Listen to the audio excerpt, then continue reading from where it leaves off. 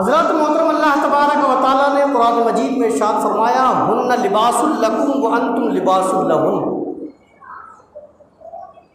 مرد یہ عورت کے لیے لباس ہے اور عورت یہ مرد کے لیے لباس ہے۔ کیا؟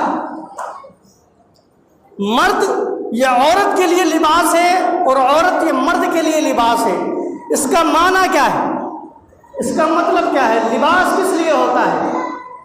آج میں نے یہ لباس پہن رکھا ہے تو میرے جو جسم کی جو کمیاں ہیں، جو خامیاں ہیں، وہ اس لباس نے چھپا دی ہے۔ کیا؟ وہ اس لباس نے چھپا دی ہے۔ تو اللہ تبارک و تعالیٰ نے یہی معاملہ بنایا ہے کہ اگر شادی ہو جائے تو پھر یہ چاہیے کہ جو عورت میں خامیاں ہیں وہ مرد چھپا لے اور جو مرد میں خامیاں ہیں وہ عورتیں چھپا لیں۔ بھائی بے عیب تو کوئی ہے ہی نہیں، کوئی نہ کوئی کمی تو پائی جاتی ہے، اور عورت کی کمی کو شوہر سے اچھی طریقے سے کوئی نہیں سمجھ سکتا اور مرد کی کمی کو عورت سے بڑھ کر کوئی نہیں سمجھ سکتا۔ تو اسی لیے اللہ نے پہلے ارشاد فرما دیا کہ ہم نے تمہیں لباس بنایا ہے، لباس، اور لباس کا مطلب یہ ہوتا ہے کہ وہ اس کی خامیوں کو چھپا دیتا ہے، اس کی کمیوں کو چھپا دیتا ہے۔ حضرات محترم، نکاح یہ نبی علیہ الصلوۃ والسلام کی سنت ہے۔ کیا ہے؟ سنت ہے۔ میرے آقا صلی اللہ علیہ وسلم نے ارشاد فرمایا النکاح من سنتی، نکاح یہ میری سنت ہے۔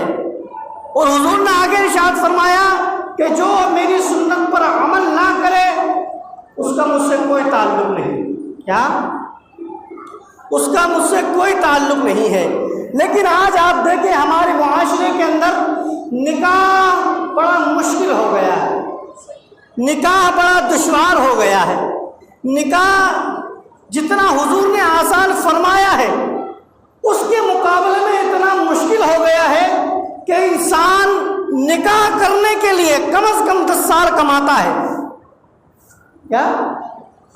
نکاح کرنے کے لیے کم از کم 10 سال کماتا ہے۔ اگر کوئی نارمل شخص ہے تو بھائی کسی کا بزنس ہے تو پھر اس کے تو وارے نہیں آ رہے، مڈل کلاس کی میں بات کر رہا ہوں، کم سے کم شادی بیاہوں کے اندر ہمارے یہاں منیمم 5-7 لاکھ نارمل ہے۔